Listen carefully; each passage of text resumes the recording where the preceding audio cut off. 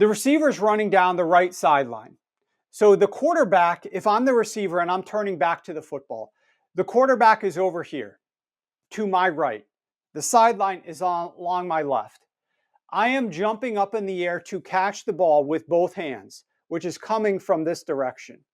And the defensive back is pulling down my left elbow. As you can see, the ball goes right past his shoulder.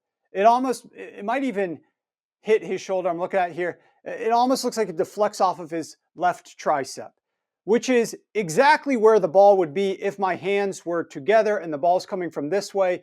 If I can only catch it with one hand because somebody's pulling this one down, it's going to go right here and right past my arm, right?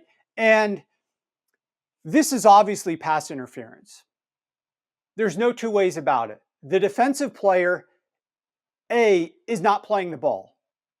He is looking not at the quarterback to try to defend the pass. He's staring directly at the receiver, face guarding him.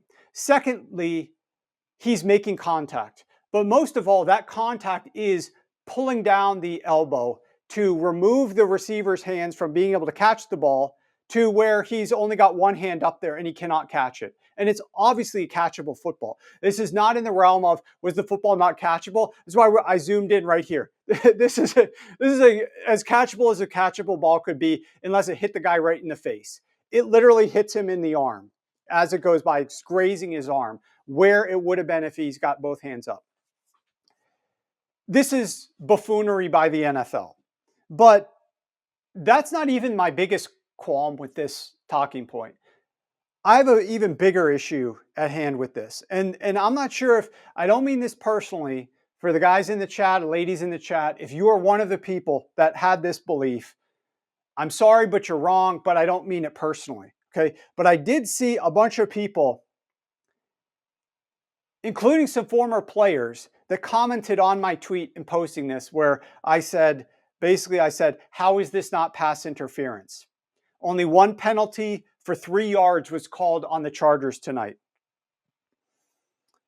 The issue, though, is that I'm getting guys say that the ball was underthrown and you shouldn't reward the offense for that.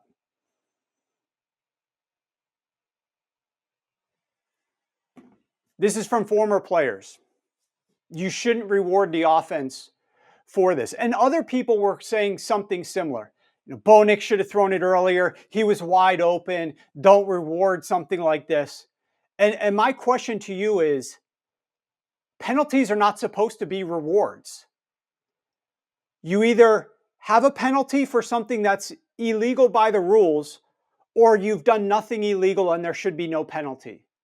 I am sick and tired of people trying to say that there should be this massive subjective nature with penalties. Maybe people think that way who don't bet on games. Maybe the people who believe that they don't bet a lot of money on games. For the people that bet on games, and especially the people that bet a lot of money on games, what we want to see happen is the referees call the games consistently, equally for everybody.